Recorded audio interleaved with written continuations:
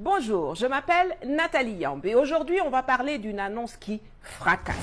L'introduction du BBB, The Big and Beautiful Bill, le projet de la grande et jolie loi que Donald Trump a envoyé aux parlementaires états-uniens pour adoption.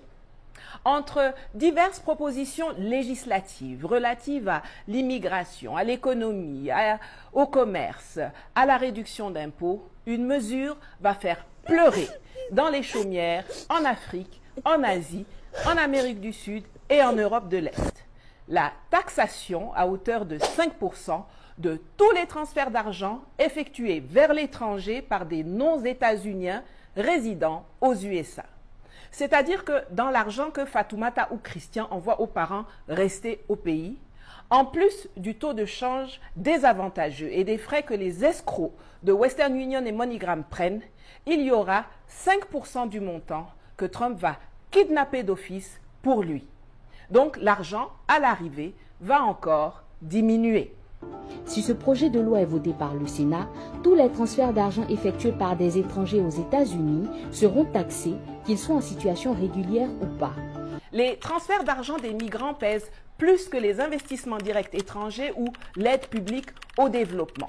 Ils sont aussi plus efficaces que cette dernière, car ils arrivent directement aux destinataires sans être détournés par des politiciens vautours ou des fonctionnaires corrompus, ou alors dépensés dans de jolis bureaux et de grosses voitures.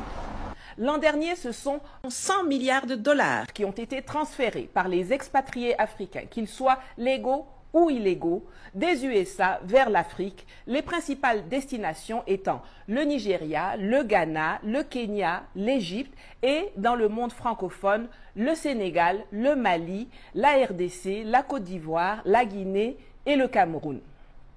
Rien que par cette taxe, avec les transferts destinés à l'Afrique, si on part des chiffres de 2024, Trump pourrait faire entrer 5 milliards de dollars, soit 3 000 milliards de francs CFA dans les caisses du Trésor américain, seulement avec l'Afrique.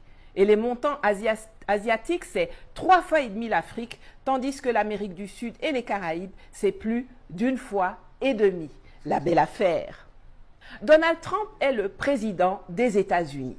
Sa politique consiste à vouloir alléger les impôts de ses compatriotes en augmentant la pression fiscale et douanière sur l'étranger, c'est-à-dire l'extérieur, et sur les étrangers qui vivent aux USA. On peut ne pas aimer, on peut même discuter de la pertinence du modèle, surtout en ce qui concerne l'augmentation des tarifs douaniers, mais c'est légitime. Il travaille pour son peuple.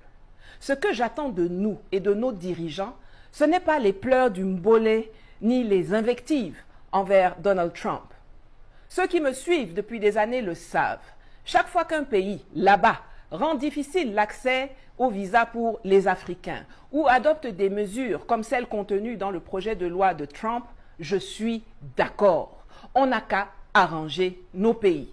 Je le dis et je le répète sans cesse, personne ne nous aime à l'extérieur. Arrangeons nos pays et vivons bien dedans. Si on le fait, très bientôt, c'est eux qui vont venir demander les visas chez nous pour chercher le travail ou la joie de vivre. Le transfert d'argent des migrants est un instrument de sortie de la pauvreté qui rend nos États paresseux.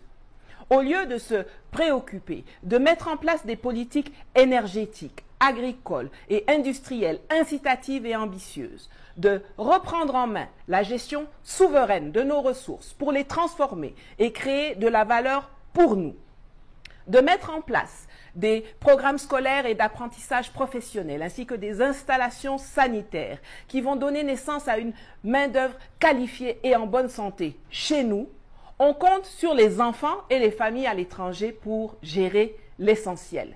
C'est trop facile.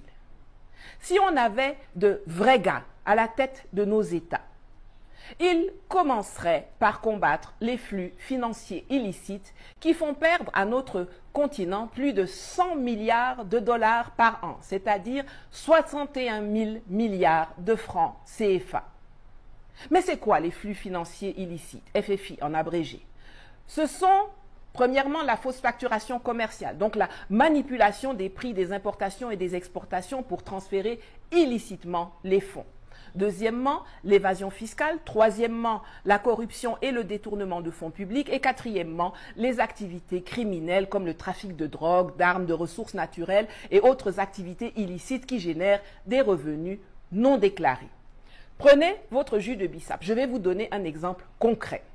En 2023, les Émirats arabes unis déclarent avoir importé pour 2,63 milliards de dollars d'or du Togo. Or, en 2023, selon les données même du ministère du Commerce togolais, le total de toutes les exportations du pays s'élevait à environ 1,5 milliard de dollars américains. Parlons en CFA. Toi, tu dis que tu as exporté pour 883 milliards de francs CFA, toutes marchandises confondues. L'autre dit qu'il a importé de chez toi pour 1564 milliards de francs CFA, seulement pour de l'or. Naweti. Alors, vous êtes à Douala au Cameroun et vous souhaiterez mettre votre domicile, votre entreprise entre les mains d'une entreprise de sécurité privée professionnelle disposant des agents de sécurité entraînés. Alors, voici la solution à votre problème. Contactez rapidement la société Sunshine Security Service qui se chargera de mettre à votre disposition du personnel entraîné, formé et professionnel qui se chargera de sécuriser vos biens et personnes 24 heures sur 24. Le lien est dans la barre de description. Les numéros s'affichent à l'écran. Contactez-les et vous aurez rapidement un devis estimatif selon votre site.